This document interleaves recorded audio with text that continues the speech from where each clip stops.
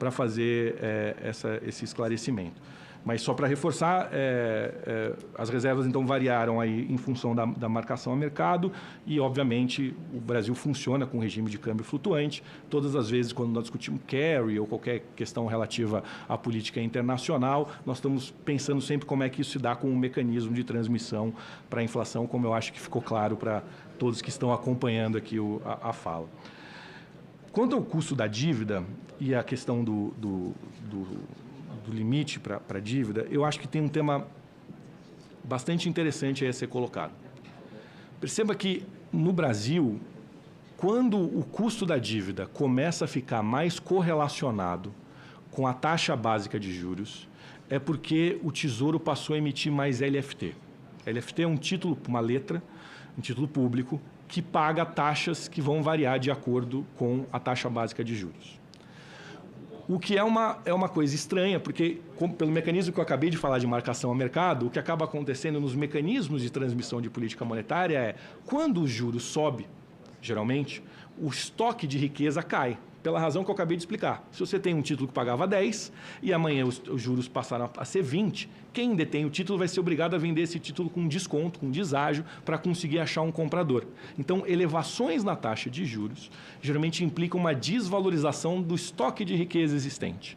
Porém, se você tem um título como esse, você não perde valor, porque você vai receber mais juros. Seu papel está indexado com mais juros. Aí a pergunta é, por que é que o Tesouro, então, emite esse título? Por que ele concentra mais, num dado momento, nesse título? Provavelmente porque ele está entendendo que esse é o título que melhor lhe serve naquele momento, comparativamente a outros títulos que vão pagar IPCA mais alguma coisa ou vão pagar uma taxa de juros nominal fechada, como é o caso do NTNF. Portanto, esta taxa de juros que está linkada à taxa básica de juros está se apresentando como a taxa mais competitiva e acessível para o Tesouro se financiar. A alternativa seria mais cara do que esta. Este é um ponto relevante a ser colocado. Se ele concentrou em LFT, por que ele não emitiu NTNB ou uma NTNF? Porque ele está apresentando para ele que a LFT está pagando, ou ele espera que vá pagar com aquilo um custo inferior da dívida do que ele pagaria com um outro tipo de papel. Nesta lógica, o que a gente precisa entender é, ao restringir o financiamento do Tesouro... Mas aí, cara, ele pode não conseguir vender, né, se não tivesse ali. Quem não conseguir vender? Se não tiver LFT, você está dizendo? Isso, perfeito, nós estamos concordando. O que eu estou dizendo para o senhor é o seguinte, se o senhor criar uma limitação sobre os instrumentos do Tesouro para se financiar, a gente corre um risco muito maior. Muito, infinitamente maior. Então, a gente não deveria criar limitações para o Tesouro se financiar. Porque se você criar limitações para o Tesouro financiar, você vai dizer que o Tesouro não vai acessar dinheiro. De outro lado, se criar, e foi uma discussão que foi feita agora recentemente pelo Powell, inclusive, alguém perguntou se o Powell devia considerar limites para a taxa de juros em função do tamanho da dívida. Ele foi bastante claro, só vou terminar e eu passo para o senhor, deputado, ele foi bastante claro em dizer o seguinte, olha, a minha meta é a meta de estabilidade monetária. Eu tenho meta de estabilidade monetária. Se criar algum tipo de limitação para que o Tesouro não possa emitir acima de uma certa taxa de juros, ele não vai conseguir acessar o mercado de capitais para se financiar. E se ele não conseguir se financiar, aí sim nós estamos num problema. Por isso que eu volto ao que eu falei para a senadora Zenaide. O dinheiro mais caro que existe é o dinheiro que eu não consigo acessar. Esse é o mais caro que existe. Os títulos que o Tesouro está negociando são títulos decorrentes de leilões que ocorrem toda terça e quinta. E os credores que compram esses títulos têm alternativas a esses títulos. Eles podem comprar em outro lugar. Hoje a livre mobilidade de capital garante que ele possa comprar em qualquer outro lugar. Restringir a disponibilidade de acesso a recursos ao Tesouro é que me parece ser temerário. Por isso que eu acho que sempre quando vai se acessar qualquer coisa nesse sentido, precisa se entender... Eu acho que atacar o efeito não me parece ser a solução mais adequada. Sabe? Dizer, bom, então vamos proibir, vamos acabar com a maioridade penal e eu acabo com a delinquência juvenil. Não adianta eu tentar olhar por este lado que eu acho que a gente vai criar um problema para o Tesouro. O Tesouro está pagando a taxa que ele consegue rolar a sua dívida. E ele está rolando a sua dívida com leilões toda terça e quinta. Se limitar, talvez, provavelmente, quem está financiando vai buscar uma alternativa. Diga. O que está sendo proposto não é limitar a taxa de juros. É isso, não? O que está sendo proposto, a dívida consolidada líquida sobre 104 bilhões. Aí o Banco Central vai ter um mix, o Tesouro vai ter um mix e decidir o que fazer. Então, os Estados Unidos têm isso, a Alemanha tem isso, tem outros países que têm isso. Todo ano a lei orçamentária americana tem lá e tem o shutdown que o senador Rogério acabou de falar. Isso, e aí quando chega nesse limite, geralmente... E é de longo prazo. Isso.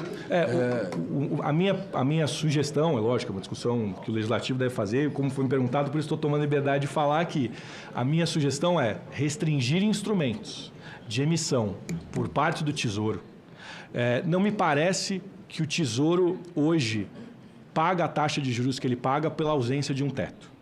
Me parece que é por outras razões, a minha posição. Mas acho que é uma questão que o Banco Central está totalmente disponível para discutir e eu só alerto para esse ponto específico aqui que eu acho que valeria a pena eu falar. Não sei se deixei para trás alguma coisa aqui ou se eu consegui responder tudo. O senador Rogério Carvalho falou sobre um tema que a gente já tinha comentado antes, que eu acho muito importante, que é, hoje existe uma discussão global sobre onde se deve fazer a nivelação, o nivelamento, numa tradução livre aqui, do ambiente regulatório e de supervisão. Eu acho que o Banco Central tem uma oportunidade de fazer uma atualização e um catching up para que a gente possa ter um nível de supervisão mais disseminado, considerando que hoje sim surgiram novos agentes e boa parte da liquidez fluiu dos bancos para outras instituições. Obrigado, presidente. Desculpa se eu falei demais. Senadora Leila. Rapidinho, presidente Galípolo. Só para entender, quando se fala de risco sistêmico, e a gente escuta muito isso na imprensa, dos especialistas, você pode falar um pouquinho desse risco sistêmico? Porque está se falando muito sobre o risco sistêmico nessa compra. Claro que você não vai... Você está aqui analisando só a viabilidade da compra, que eu já acho assim estranho, porque nós estamos falando de um banco estatal, né? Mas já entendi todos os argumentos. Mas essa questão dos tais riscos sistêmicos. O Banco Central... Rapidinho. Primeiro, assim, a questão que a senadora colocou de... É muito importante, eu disse aquele dia lá no tema da...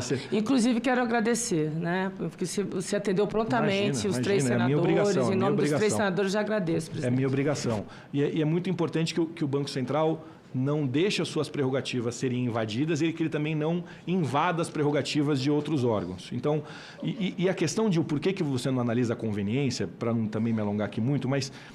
Toda vez que a gente tem um processo de compra e venda de qualquer coisa, pode ser uma ação listada em bolsa. Aquela compra e venda numa ação listada em bolsa, ela só ocorre porque existem percepções contrárias sobre o futuro daquele preço daquele ativo. Quem comprou achou que estava fazendo um bom negócio comprando porque provavelmente entende que vai valorizar. Quem vendeu acha o contrário. Então, no mercado, o mercado funciona de percepções contrárias. Todo o processo que existe de valuation, como a gente chama, de calcular, eles são balizas para que a gente possa restringir o diferencial e chegar num valor que no final vai ter uma dimensão negocial e consensual. Por isso que não cabe, o Banco Central posso lá estar com um presidente, alguém, duas instituições privadas, um decidiu comprar, outro falou assim, não, eu não venderia se fosse eu. O outro diz, não, em vez de pegar esse dinheiro, eu ia me aposentar.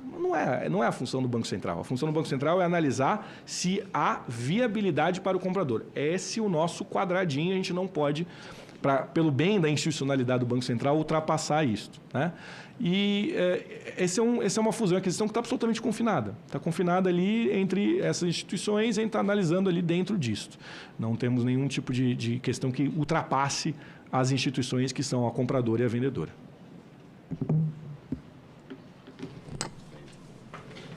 Nada mais havendo a tratar, nós...